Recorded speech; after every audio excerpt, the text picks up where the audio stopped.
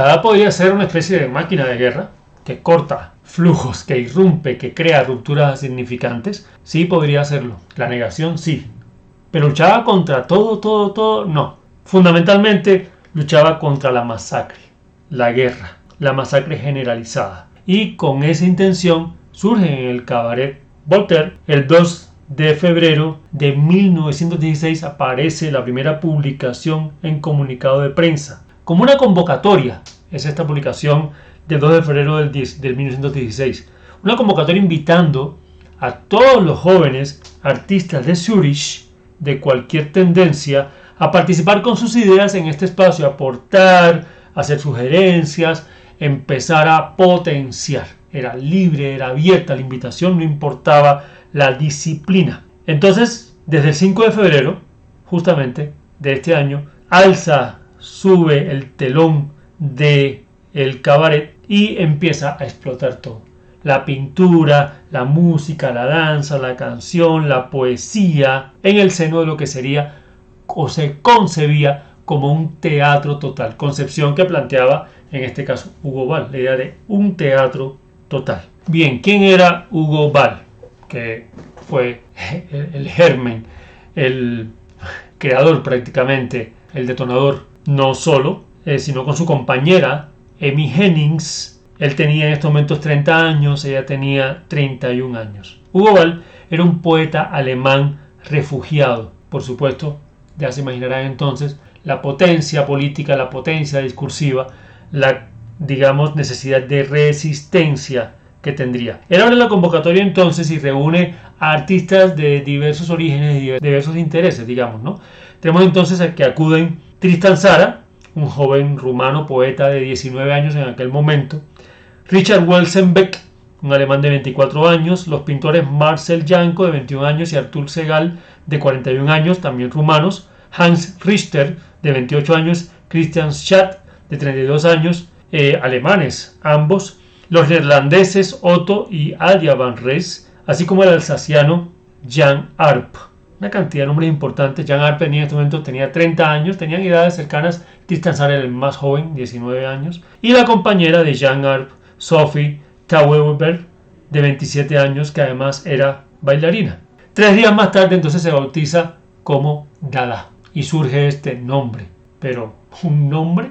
Sobre el nombre hay varias teorías, pero muchas de ellas también son para dar cuenta que lo menos importante es la historia de cómo surge el nombre, porque era una manera de llamarlo y punto. Una teoría es que fue Hugo Ball entonces el que encontró el nombre en el diccionario de manera casi azarosa. Varios significados. En francés significa caballito de madera, en alemán lárgate, adiós, hasta la próxima. Pero lo que ellos plantean como dadaístas que son es que la palabra, el significante no es lo importante, sino dada, incluso una cuestión sonora, ¿no?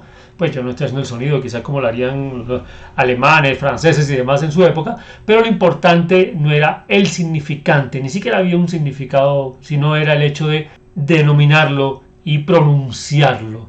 Y era eso, era la nada, no significaba nada, como mismo Dada significaba la nada. Esta idea de que Dada era en sí una palabra y punto, tiene mucho que ver con la concepción misma de la práctica dadaísta y la ratificaba también Tristan Tzara, que criticaba un poco, bueno, por qué buscar ese significado y complejizar el concepto de Dada, en fin. De hecho, negarse a una significación como cerrada, como profunda, como extremadamente clara, es parte de ser un cuerpo sin órganos que vive las significaciones, y la ratifica Tristan Tzara diciendo: fue la más formidable protesta, la afirmación más intensa, armada de salud, libertad, juramento, multitud, combate, velocidad, ruego, tranquilidad, guerrilla privada, navegación y chocolate del desesperado.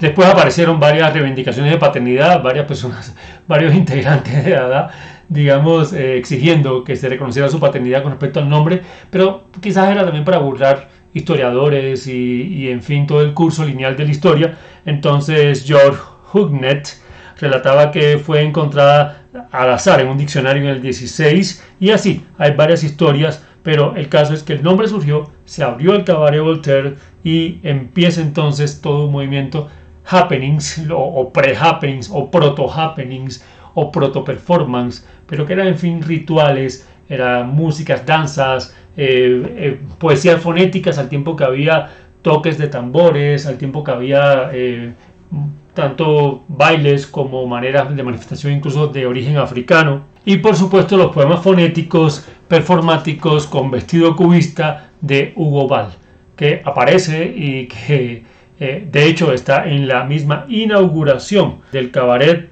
y que se lanza con esta acción, se lanza Dada. Y es Hugo Ball, aquí lo ven, con una ropa cubista, manifestando un poema fonético. Él cuenta que estos poemas fonéticos expresaban una voluntad por recurrir a la más profunda alquimia interior de la palabra, renunciando incluso a la palabra en sí. O sea, la poesía en este caso no implica el significante o la palabra o lo que estaría detrás de la palabra, sino el sonido mismo, o sea, el significado de lo sonoro. Y eso tiene todo que ver también con el cuerpo sin órganos y con la relación entre lo significante y el significado a partir de la categoría de ruptura a significante que proponen Deleuze y Guattari. ¿Y por qué tiene que ver? Pues tiene mucho que ver porque precisamente la ruptura significante lo que implica es que no tiene que haber una atadura, que era una concepción estructuralista digamos en la lingüística que precedía a Deleuze y Guattari, era la idea de que significante y significado siempre tienen que estar atados uno al otro. O sea, no puede haber un significado sin un significante. Y ese significante siempre era lingüístico, siempre era una palabra, una letra, estudiada, teórica, escrita, redactada y demás. En ese sentido, entonces, decir que puede haber significado sin significante es quitar lo lingüístico y pensar que lo sonoro en sí, que la expresión fonética en sí, es un significado, aunque no haya un significante dentro de la racionalidad lingüística y la construcción teórica a la que estaba ya acostumbrada la cultura, sobre todo occidental. Esa salvaguarda, digamos, del dominio sagrado de la poesía que defendió Hugo Ball era totalmente coherente con todas las propuestas de Dada, que lo que buscaban era retornar a una humanidad en sí. De hecho, incluso a una humanidad casi de infancia, de recién descubrimiento. Uno podría pensar también en la infancia o en el niño que planteaba Nietzsche, o en el cuerpo sin órganos, repito, de Deleuze y Guattari. Y este primitivismo era la única forma de compensar, según ellos, los destrozos de la guerra. De hecho, a través de las músicas, las danzas, el juego, la liberación, la creación, que no tenía que estar explicada, que no tenía que estar definida, que rompía con la tradición incluso de las artes plásticas y visuales hasta el momento, porque lo que buscaba era precisamente volver al origen de todas las cosas. Este cuerpo sin órganos casi radical que fue Dada como movimiento irruptor y contra los sistemas, fue más bien a partir de la explosión y el incentivo que inyectó Tristan Tzara, que era mucho más radical. Y aquí hubo una diferenciación entre la perspectiva, la forma de entender el mundo, la forma de ser incluso humanamente, o la relación filosófica con el arte y con la sociedad en general que tenía Hugo Ball por un lado y que tenía Tristan Tzara por el otro lado. Y aquí hay un contraste importante. Hugo Ball era más sosegado y tenía en principio una idea quizás diferente, pero Tristan Tzara entró, se llevó toda la popularidad, se llevó toda la atención y fue el que sacó adelante esa tendencia radical de Dada y finalmente influyó en lo que fue Dada como acto de negación. De hecho, podemos aquí ratificarlo cuando dice Tzara en esta cuestión de destruir los sistemas y en una actitud radical, dice: hay un acto destructivo, negativo por cumplir, ¿sí? Si lo que queremos es reconstruir, decía. Pero además en el manifiesto plantea: estoy en contra de los sistemas. El único sistema todavía aceptable es el de no tener sistema. Entonces, lógicamente, lo que tenemos es un quiebre de sistemas y eso es lo que hace el cuerpo sin órganos. Huir y romper los sistemas macros, molares, grandes de organización. Entonces, Dada no nace como una anarquía destructiva porque sí, nace en el seno de una situación de guerra y rechazando la guerra. De hecho, dice Jean Arp, importantísimo representante de Dada, que en Zurich, desinteresados por los avatares de la guerra mundial, nos entregamos a las bellas artes. Mientras en la lejanía retumbaba la tormenta de las baterías, nosotros pintábamos, recitábamos, versificábamos, cantábamos con toda nuestra alma. Buscábamos un arte elemental que, pensábamos, debía salvar a la humanidad de la furiosa locura de esos tiempos. Aspirábamos un orden nuevo, capaz de restablecer el equilibrio entre el cielo y el infierno. Este arte devino rápidamente en un elemento de reprobación general.